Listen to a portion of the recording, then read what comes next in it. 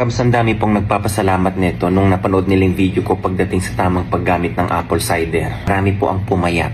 Sa anong paraan, sir? Dahil tama ang kanilang paggamit. Paano nga ba ang tamang paggamit ng apple cider? O Kabs, unahan na kita ha.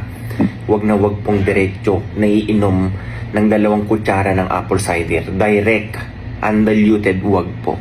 Laging diluted po yan. 2 po ang klase ng apple cider, Kabs, sa ganitong uri. Meron yan, makikita nyo, klarong-klaro. At meron yung ganito na malabo. Alam mo nang sasabihin ko sa'yo. So, kung ganito ang gagamitin nyo, Kabs, ganito na lang. Pilitin nyo na lang bumili ng ganito. Yung merong ganyang with the mother. Yung nakasulat yan, Ayan, with the mother. Ang ibig sabihin kasi niyan, meron siyang live microorganisms. Totoo po yan na malaki ang naitutulong niyang organisms na yan. It is considered as probiotics. Kung mahilig kayo sa salad, better to use ito with the mother. Okay? Yan yung sprinkle niyo dyan.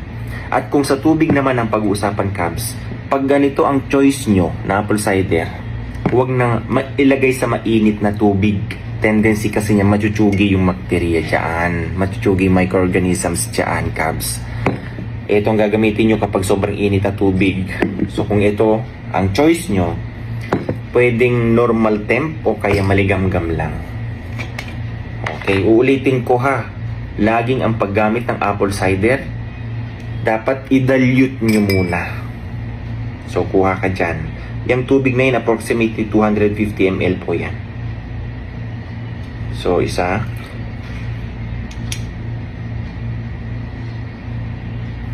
Oops, 2. At kailan iti-take? I-take nyo ito 30 to 1 hour before meal. Okay? Yan ang maraming nagme-message sa akin na ginagawa nilang routine. It can improve digestion, appetite control, and weight regulation.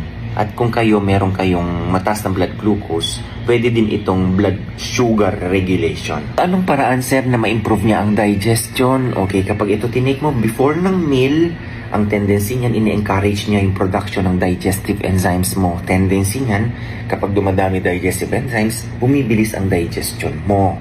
Okay, at saka na-absorb mo ng maayos yung mga kinakain mo. Hindi yung nagkakaroon ka ng indigestion. Yan na yung nagkukos ng bloating, pananakit ng tiyan, puro hangin, kabag, mga ganyan. Pangalawa, appetite control and weight management. Dito na pumapasok yung mga pasasalamat ng mga followers ko na gumawa ng tama sa ganito. Kasi pag umiinom ka nito before meal, sinusuppress niya yung appetite mo.